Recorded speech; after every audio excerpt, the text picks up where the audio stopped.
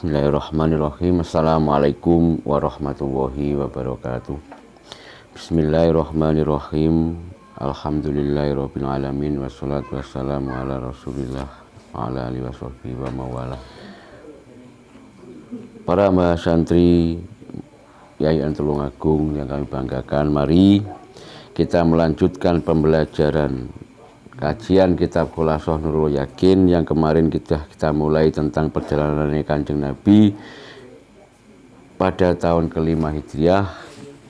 Untuk saat ini kita lanjutkan melangkah pada pelajaran tentang bab Hadisul Ifki, atau bab yang menjelaskan tentang cerita bohong. Ila hadratin Nabi Mustafa Muhammadin sallallahu alaihi wasallam wa ala hadiniyah wa ala kulli niyatin sholihah. Sawilamul Fatihah.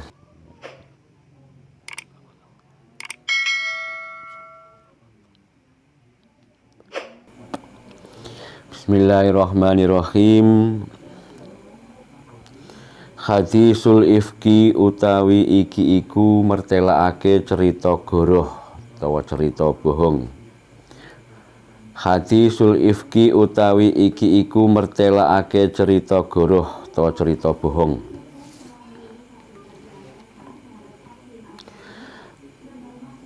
Nomor setunggal, kharaja metu ma'ar rasuli sartane Kanjeng Nabi sallallahu alaihi wasallam min nisaihi halih tetep saking pira-pira garwane Kanjeng Nabi fi ghazwati Banil Musthaliki ing dalem perang Banil Mustalik. Sopo as-sayyidatu Aisyatu Sayyidah Aisyah wa Ummu Salamah lan Ummu Salamah.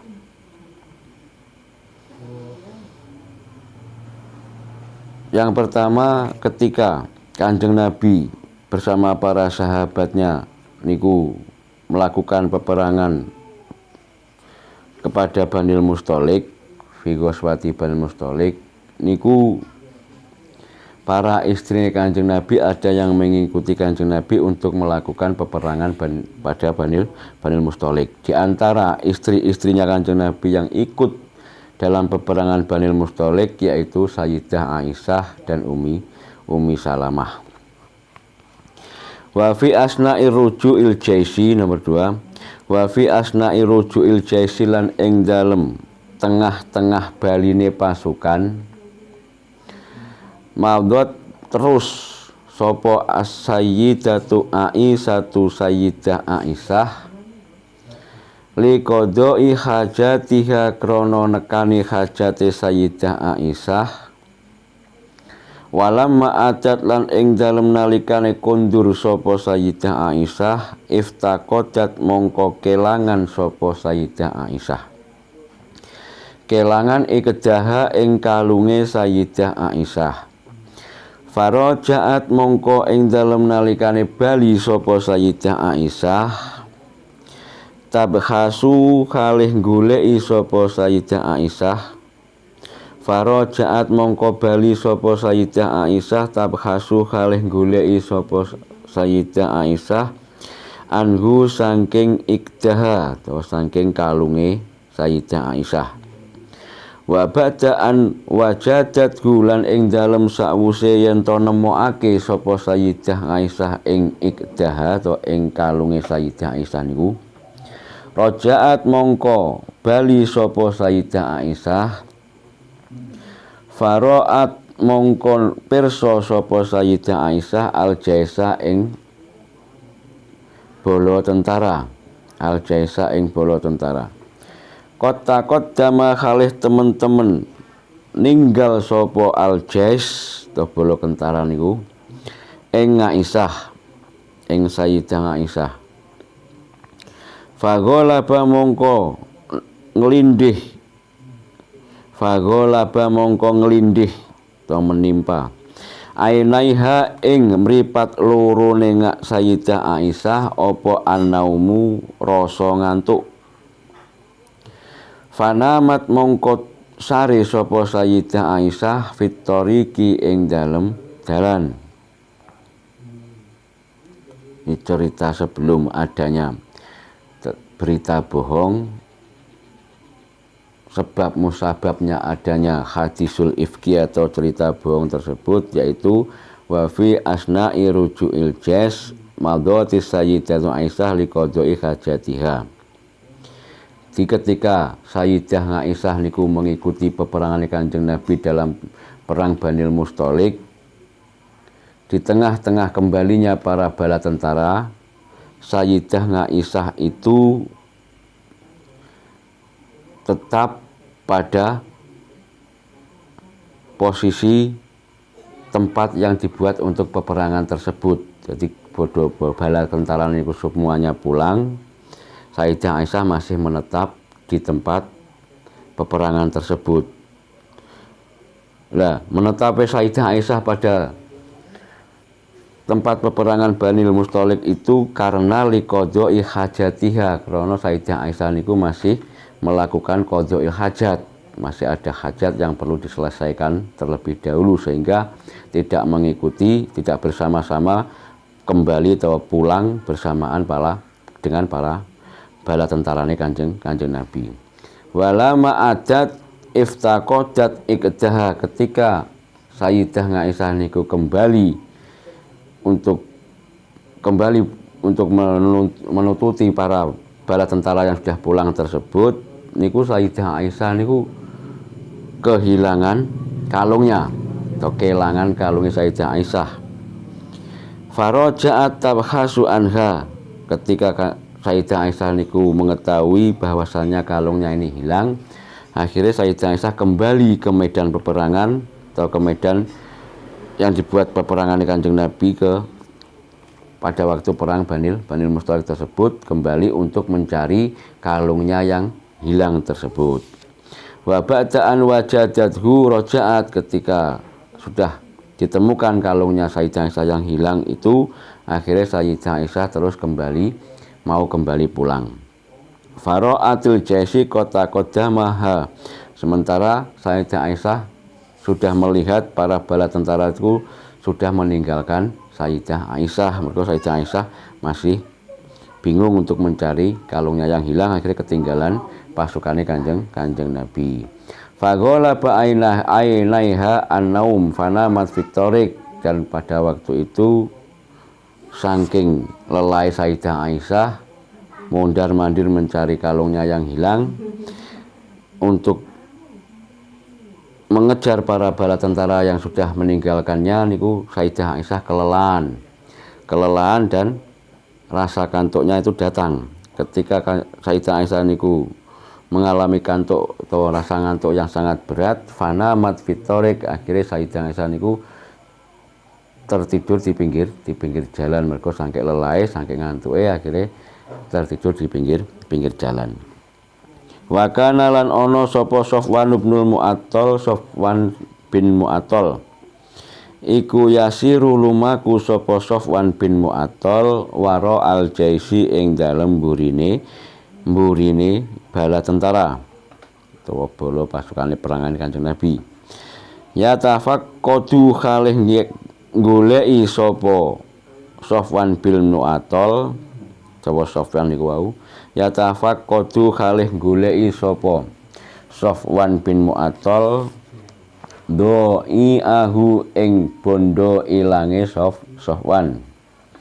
Falama wasala mongko ing dalem nalikane tumeka sapa Sofwan indaha ing dalem sandinge Sayyidah Aisyah, wara'aha lan ningali sapa Sofwan ing Aisyah, arafaha mongko weruh sapa Sofwan ing Aisyah, fa'ana kho mongko nuli jerumake sapa Sofwan rohilatahu ing tunggangane Sofwan, wa arkabaha lan numpakake sapa Sofwan ing Sayyidah Aisyah.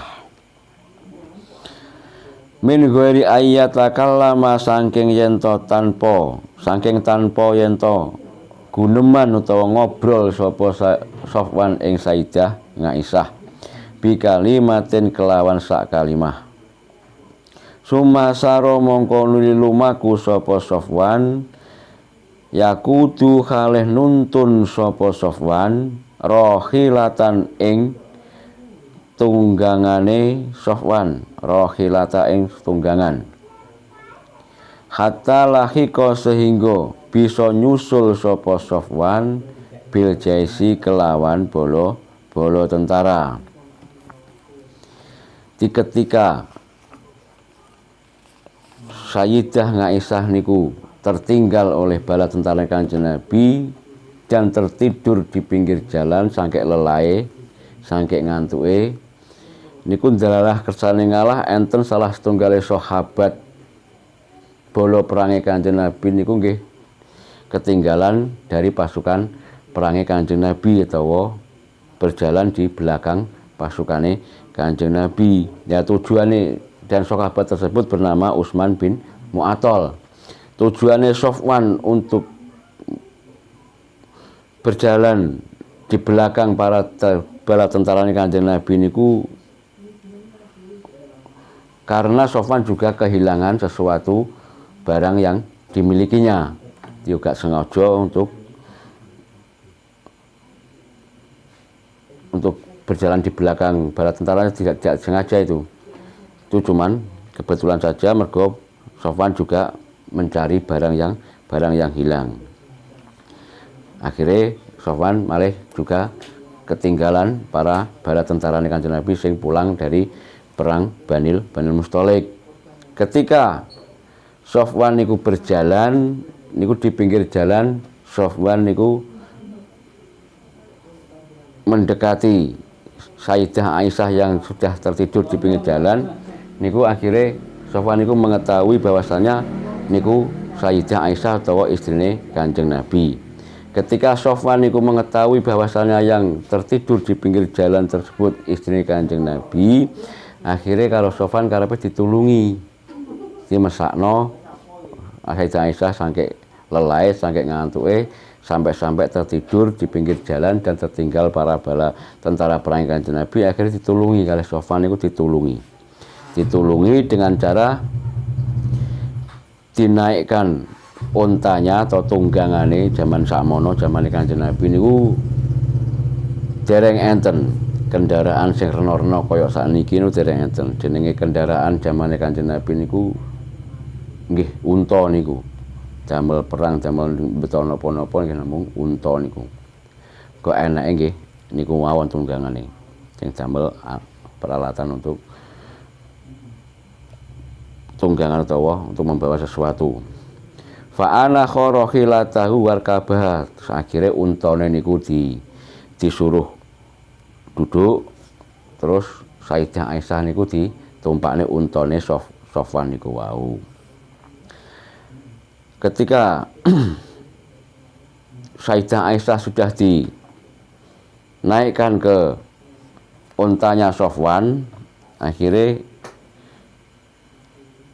Sofwan itu menuntun untanya yang ditunggangi oleh Sayyidah Aisyah itu tanpa bicara satu kalimah pun terhadap Sayyidah Aisyah. Mergo Sofwan itu sangat menghormati karo istri Kanjeng Nabi sing bernama Sayyidah Aisyah tersebut. Jadi nggih ditumpakne ditulungi, terus untane niku dituntun untuk mengejar atau menyusul para bala tentara yang sudah meninggalkannya. Selama perjalanan Sayyidah Aisyah dengan Sofwan di tengah-tengah jalan untuk mengejar para bala tentara Kanjeng Nabi yang sudah meninggalkannya tersebut, Sayyidah Aisyah dan Sofwan itu tidak berbicara satu kalimah pun di antara mereka berdua.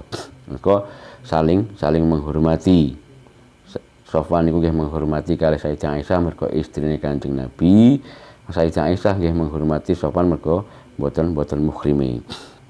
Iki gak omong blas, gak guneman blas walaupun satu kalimah. Terus nomor 4 fatahamuha mongko nyipta Allah sapa aljes ing Aisyah to bala tentarane. Fatahamuha mongko nyipta Allah sapa bala tentara atau aljes ing Sayyidah Aisyah bi Sofwana kelawan sahabat Sofwan. Watawalla lan tumandang kibrul ifki ing gedheake omongan goroh sapa Abdullah bin Ubayy bin Ubayy Raisul munafikina kang dadi kepalane atau pimpinane wong-wong munafik. Wa kana lan ana sapa Rasul Gusti Rasul sallallahu alaihi wasallam iku baina musaddiqin ing dalem antarane percaya wa mukadzibin lan ora percaya. 5 maring perkara usya kang den sebarake apa ma anha saking Sayyidah Aisyah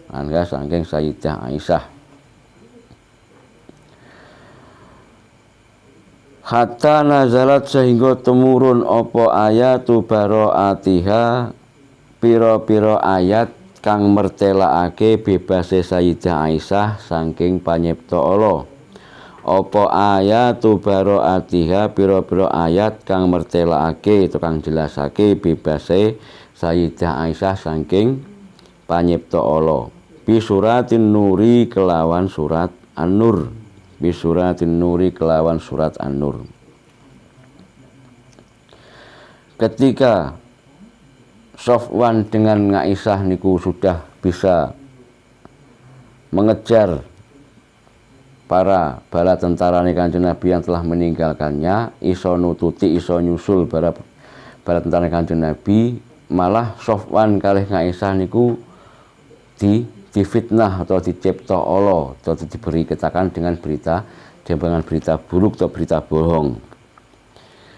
Wa tawalla kibrul ifki Abdullah bin Ubayy dengan adanya peristiwa tersebut niki Abdullah bin Ubayy niku membesar-besarkan berita bohong tersebut. Abdullah bin Ubayy niku sinten? Abdullah bin Ubayy niku nggih niku raisul munafikin utawa kepalane pira-pira wong munafik niku wau.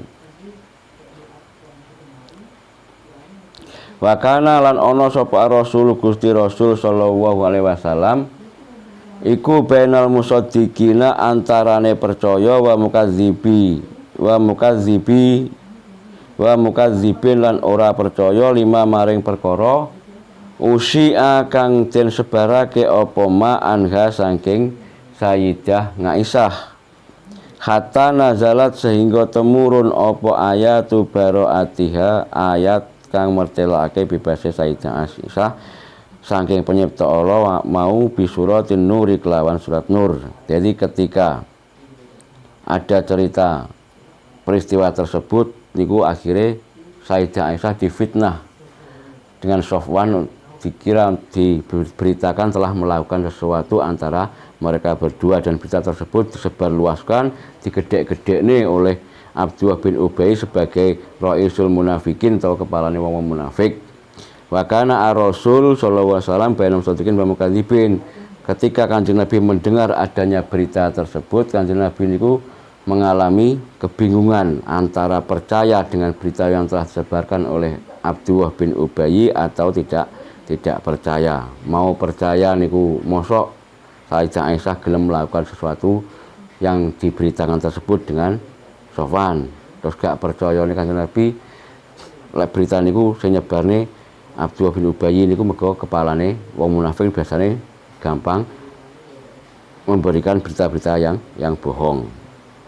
Hatta nazalat ayatu baro'atiyah bi suratin Nur. Dalam ketika Kanjeng Nabi dalam keadaan mengalami kebingungan tentang adanya masalah beritane Sofwan dengan Aisyah tersebut, Kanjeng Nabi niku saking bingunge terus kalih Gusti Allah diparingi petunjuk,